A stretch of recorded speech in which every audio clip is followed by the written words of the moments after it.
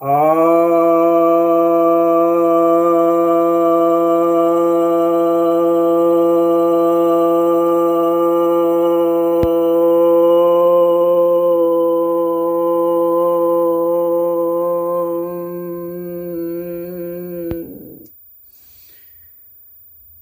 भक्तजनों को सप्रेम नमन। भक्तों, आज एक पुराने विषय पर वीडियो बनाने जा रहा हूं, जो लगातार सुनने वाले हैं हमारे वीडियो को, वे जानते होंगे कि बहुत पहले मैंने शुरू किया था अल्लाह एक बनाम ईश्वर अनंत। ये जो विषय था, इसमें इस्लाम और सनातन धर्म की जो तुलना है, उस विषय पर प्रश्न जो पूछे गए थे, तो जो इस्लामिक विद्वान ने जो उत्तर दिया था, उसके ऊपर चर्चाएं हमने की थी और अब तक 19 वीडियो बनाए जा चुके हैं। आज हम उसी के अगले भाग पर आते हैं, यानी आज 20वां प्रश्न चलेगा। तो आइए अब हम उस 20वें प्रश्न की ओर चलते हैं। तो यह 20वां प्रश्न क्या है?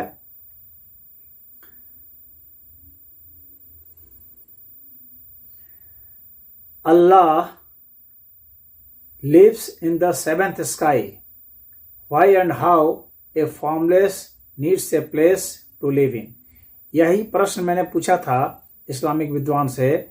यह प्रश्न, इसका हिंदी में अनुवाद करें तो यह है कि अल्लाह जो है वो 7वें आसमान पर रहता है, तो अल्लाह को ये निराकार कहते हैं। तो यह बताएं कि जो निराकार है उसे रहने के लिए किसी स्थान की क्या जरूरत है?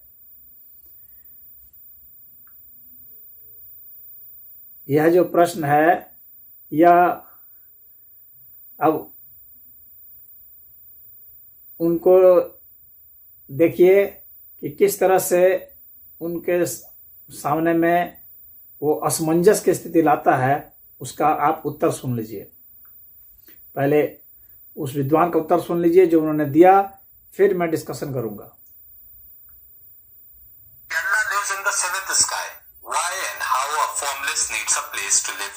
अल्लाह यदि फॉर्मलेस है तो वो 7वें आसमान पर कैसे रह सकता है?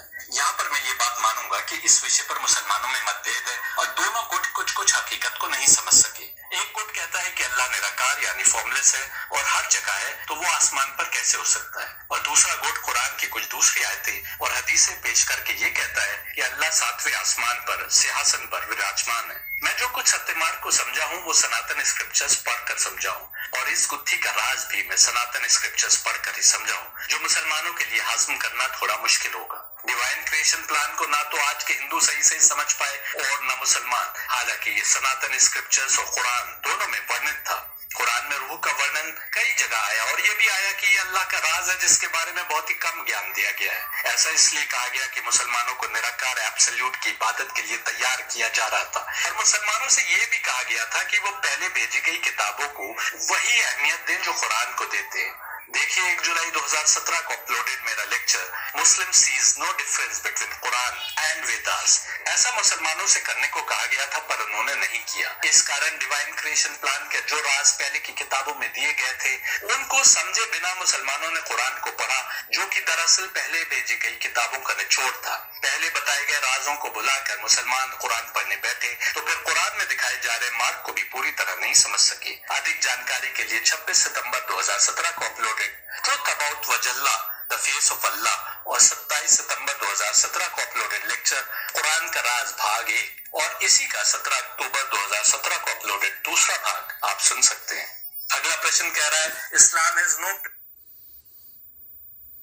आपने सुन लिया, इनका कहना है, अब इन्होंने स्वीकार किया है कि मुस्लिम नहीं समझ पाए, सिर्फ समझ नहीं पाए बल्कि कुरान का सिद्धांत ही गलत है, और इस झेप को मिटाने के लिए ही वह कह रहे हैं कि समझ नहीं पाए। और जो दृष्टांत भी दे रहे हैं वो कह रहे हैं वेद से दृष्टांत। वेद से दृष्टांत जब आप ले ही रहे हैं तो वेद को मानो ना, कुरान के चक्कर में क्या पड़े हो। और यह कहना कि हिंदू नहीं समझ पाए, यह बिल्कुल ही भ्रमात्मक बात फैला रहे हैं। वे मुसलमानों की तुलना हिंदू से कर रहे हैं। हिंदू खूब अच्छा समझते हैं, सनातन धर्म में स्पष्ट बता दिया गया है, वहां पर ईश्वर को निराकार और साकार दोनों माना गया है, इसलिए हिंदुओं को कोई कंफ्यूजन नहीं है। कंफ्यूजन आपको है कि निराकार पर जोर देते हैं, फिर मूर्ति पूजा करते हैं, और अल्लाह जो है मूर्तमान भी सिद्ध होता है। कुरान में स्पष्ट बता दिया गया है कि अल्लाह सिंहासन पर बैठा है, इस बात को यह भी स्वीकार कर रहे हैं और कह रहे हैं कि हदीसों के बयान से है, हदीसों के बयान से नहीं है, कुरान में ही यह बताया गया है। कुरान में ही कहा जाता है कि मैंने देखा, मैंने दंड दिया, मैंने यह किया, मैंने उसको भरमाया, मैंने भटकाया,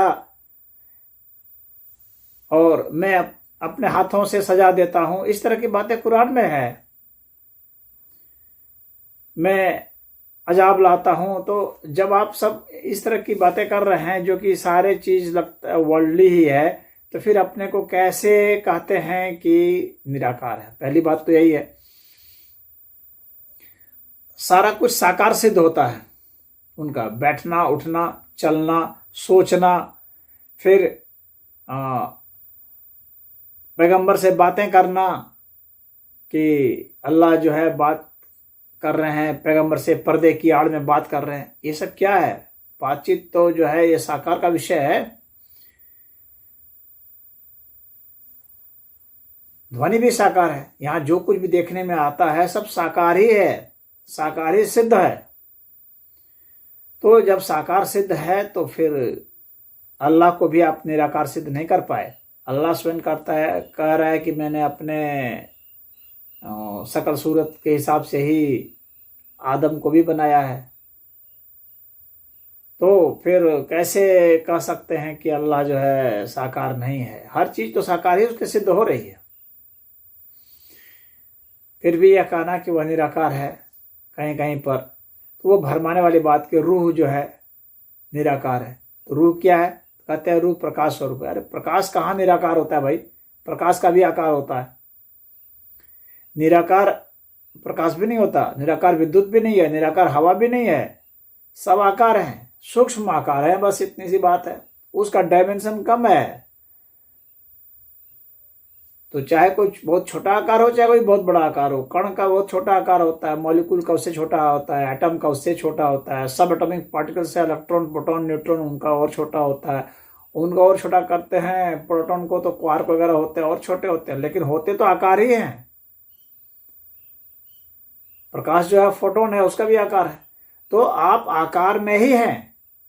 आपके अल्लाह भी आकार वाले सिद्ध होते हैं, जो लिख रहे हैं, हिसाब रख रहे हैं, सारा कुछ जो एक आदमी कर रहा है वही तब तो कर रहा है, बैठ के जजमेंट कर रहे हैं। कयामत के दिन आएगा तो फैसला करेंगे। ये सब क्या है? ये सब तो आकार का ही खेल है सारा। एक एक चीज बताना कि अरे मोहम्मद ये करो, वो करो, शादी करो तो उसको इतना हिस्सा दो, इसको इतना सा वसीयत बनाना, हिसाब देना, ये सब क्या है? इस तो सब साकार के ही तो कर्म है। सारे कर्म साकार के ही होते हैं। कर्म सदैव साकार होगा और कर्मों की बात है। वहां पर यह किया, वह किया, इसको दंड दिया, उसको इनाम दिया, तो उसको भड़काता है, मुशरिकों को सजा देता है। तो जो अल्लाह पर और कुरान पर ईमान नहीं लाते, जो रसूल पर ईमान नहीं लाते, उसको ये करता है, वो करता है, सजा देता है, सताता है, अजाब लाता है। ये सब क्या है? ये सब तो सब कर्म है। और जब कर्म है तो आकार है। कर्म और क्रिया जहां पर है वो आकार है, वो भौतिक खेल है सारा। तो फिर यह कहना कि वो आकार नहीं है, ये अब गलतफहमी है। अब बात आते हैं इस पर कि जब ये आकार है तो फिर यह कहना कि निराकार है वह, एक तो वो निराकार सिद्ध नहीं कर पाए, आकारी सिद्ध हुआ। लेकिन अब यह मान लिया जाता है सहूलियत के लिए ही कि वह निराकार है जिसका आकार ही नहीं। जब आकार नहीं है तो फिर यह क्यों कहते हैं कि सातवें आसमान पर रहता है? एक तो आसमान की संख्या इस तरह से नहीं होती जैसे बताते हैं, वो अभी गलत है। 1 2 3 4 5 6 7 आसमान जो बताना, यह बिल्कुल ही गलत है, अनसाइंटिफिक है यह। और फिर यह कहना, चलो यह भी मान लिया कि आसमान होते हैं इस तरह से गिनतियों में, तो अब यह बताएं आसमान तो मात्र स्पेस है, उसकी गिनती इस तरह से 1 2 3 4 लेयर थोड़ी होती है। लेकिन मान लिया कि चलो लेयर भी होती है यह भी मान लिया, तो अब उसमें से यह कहना कि यह 7वें पर रहता है, तो यह अपने आप में ही बताता है कि आकार है। तो यह आकार है, अपने आप यह सिद्ध कर रहा है। और यदि मानते हो कि निराकार है, जिस पर बहुत जोर है, तो फिर उसको जरूरत क्या है? फिर कुरान की उस आयत को गलत सिद्ध करो, वो गलत अपने आप ही सिद्ध हो जाती है कि उस सिंहासन पर बैठा है, कि उसने बनाया, दुनिया बनाई, बनाने का सिस्टम, फिर वही कर्म, तो फिर आकार सिद्ध हो जाएगा।